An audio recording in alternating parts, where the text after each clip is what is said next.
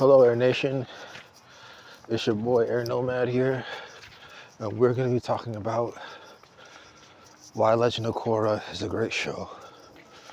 Legend of Korra is a great show because it has all the elements of Last Airbender, but it's put into a new generation.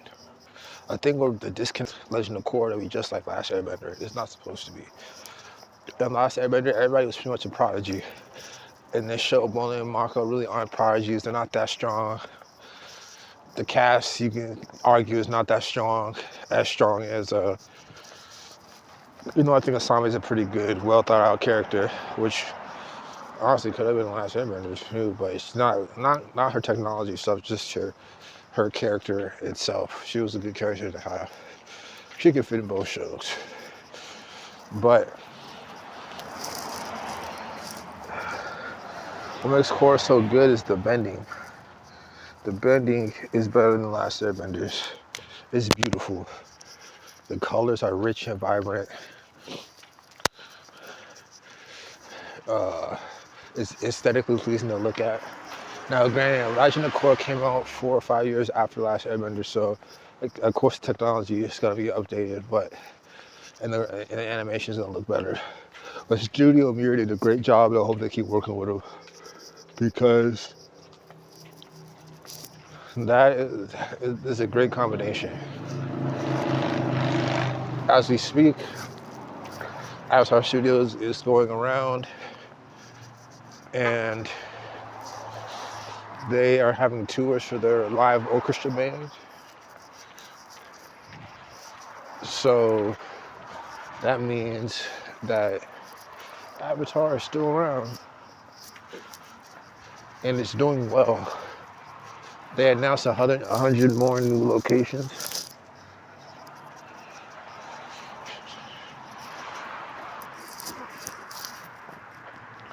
That are going to be coming out,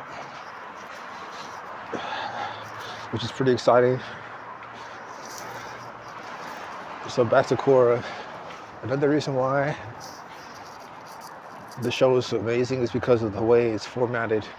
So Last Airbender, you have one overarching plot, and this you have four plots to go off of, and they all kind of connect in their own ways.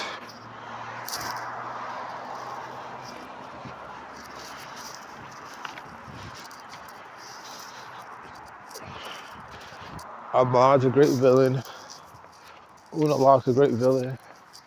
Zahir's a great villain. Kovir is a great villain. All with their own motives. Ahmad wanted equality. Unalaq was trying to push for a new era. Zahir wanted freedom through chaos. They was kind of like the Fire Lord, was an imperialist. They wanted to take over everything. What makes it so good is that it's multifaceted. There's a lot it focuses a lot really on the villains and how they have different ideologies. The Fire Lord really didn't have an ideology. He just wanted to burn everything to the ground. So the show is more about the characters in Last Airbender, but in Korra it's more about the villains and what they want to do, which I think makes it interesting that they decided to go that route. Because if you want to be completely honest, Mako and Bolin, even though they had best of happened to their parents, they're pretty one-dimensional. They're really not as well fleshed out as the characters in the Last Airbender. Maybe because they didn't go into the backstories enough, which I thought at the time was fine. Now, Korra was not as likable as Aang. I admit that, but for a female protagonist, I think she did a great job. For being like the first female protagonist that like animation's really ever had, where she had like her own show. There's probably some others I'm thinking in the past, but this is like the first one that I can really remember. I also like how they had homages and comparisons to the old show. Like when Zahir fights Korra, it's the same as the Fire Lord fighting Aang. Same kind of place, same kind of format. I thought that was really cool. And then in the same episode in season 3 at the end, you got Bolin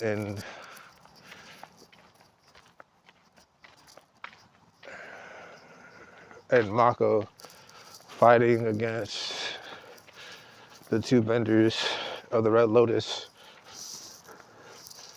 in the same place that they had the episode in season 2 at the end of Last Airbender at the end of season 2. I don't want to spoil it, but just go back and watch it. You can see the comparisons. I think they did a good job in season 1 of Korra flashing back to Aang and seeing what the childish choices he had to go through in Republic City, so that Korra could understand what she had to go through. What I like about Korra is the fact that she wasn't perfect. And let's be honest, Aang was dang near perfect. He never really messed up that much. He was a prodigy bender. Korra was a good bender at the 3 elements. But let's be honest, a so-so airbender and an average avatar in terms of what it meant to be the avatar. She kind of just want to pummel things to the ground. Aang was more methodical about his movements. I think that's where the disconnect comes in. They want Korra to be just like Aang.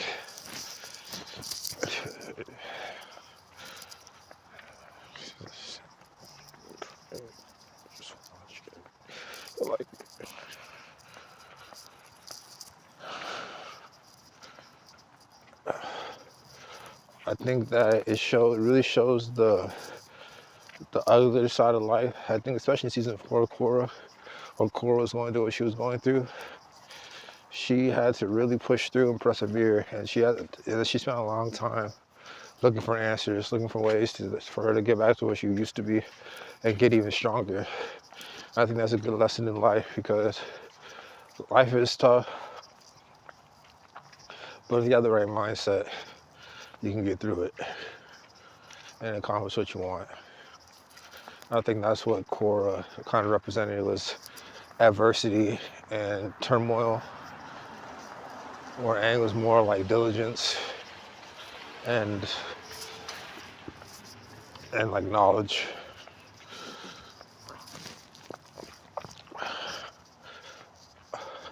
Also, one thing I wish I could change is, I guess, the romantic parts about Korra.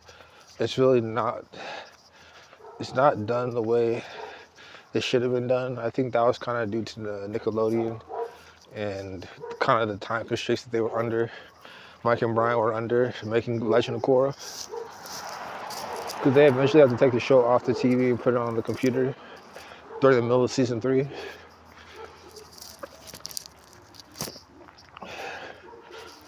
But yeah, I think Mako should have had more. They should have really gone into it a little bit better. The way they got together, Korra and Mako, was good, but I feel like they should have kind of hit on that a little bit more.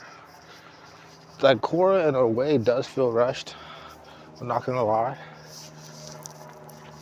It feels rushed. I think because it actually was rushed.